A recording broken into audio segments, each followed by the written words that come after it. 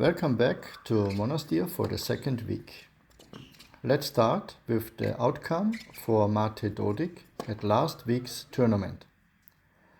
He slightly sprained his ankle in the quarterfinals and the swelling was clearly visible the next day.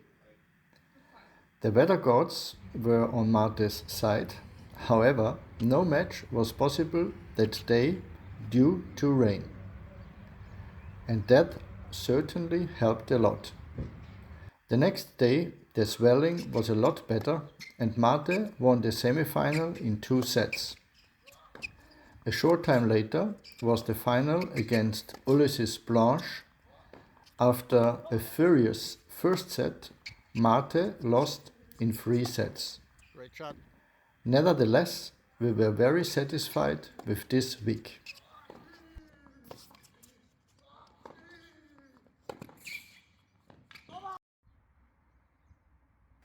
So, what were the conditions like on site?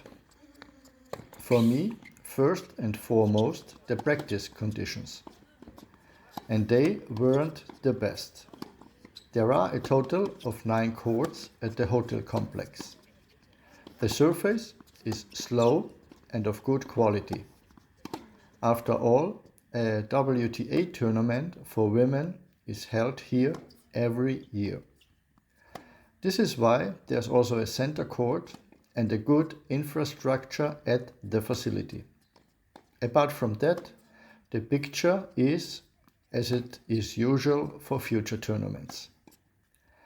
As it is a combined event with both men's and women's tournaments, the opportunities for practice are difficult.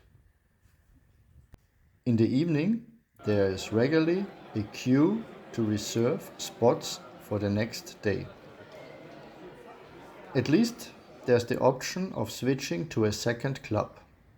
This club is a 10-minute cab ride away, and if you are lucky, you can sometimes get a place here on your own. The surface is almost identical, so it's a good plan B.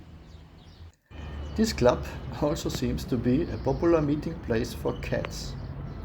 In any case, the cats were very interested in our training. The practice balls are as usual and sometimes better off in a museum. There's a gym and it is still standing. The roof collapsed once a few years ago. Fortunately, no one was injured. The food was surprisingly good. Not much to complain about. Only at breakfast you have to turn a blind eye when it comes to really sports-friendly food. Otherwise, you can always find something tasty. I have certainly experienced more boring food in such hotels. The room price of 79 euros per person in a double room is also within an acceptable range considering the food included in the all-inclusive package. The weather is quite changeable in mid-February. It is still quite cool, often very windy, and light rain is possible at any time. The wind in particular can be very strong at times, which players should be able to deal with. Perhaps a word about the referees.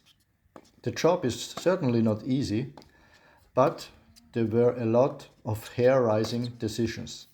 And as a player, you certainly need good nerves. After all, mistakes happen on both sides, but it still hurts when the score is close. I also met up with Mark Kevin Göllner, a friend from the old days. It's always a nice change to talk about other topics. How did the tournaments go? Yuri Rodionov played a challenger in France. After a win against Kola, he lost to Reedy in the second round. It is important to take the right conclusions from such matches and to be prepared to continue working consistently on essential things, which were visible in this match again. Nico Jäger lost again in qualifying and was unable to play to his level in the match. 2 days later, at training, I realized again that as a coach, you can't take anything for granted. A very simple idea was a completely new information for Nico. For me, this also explains the things that happen in the match. I think with the new approach for Nico, the matches in the future should be less stressful. What always annoys me happened here with Sebastian Sorger and Matej Dodig. The two played against each other in the very first round. In this case, I can only watch and then analyze. The tension was evident in both of them. The conditions in the cold and wind were not easy. Matej came out as the winner in this match, and of course it wasn't a good week for Sebastian.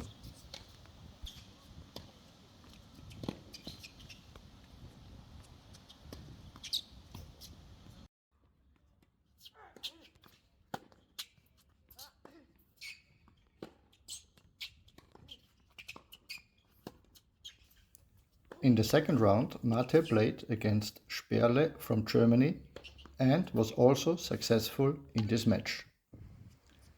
In the quarterfinals, Matej faced Schwärzler, currently the number 1 in the juniors.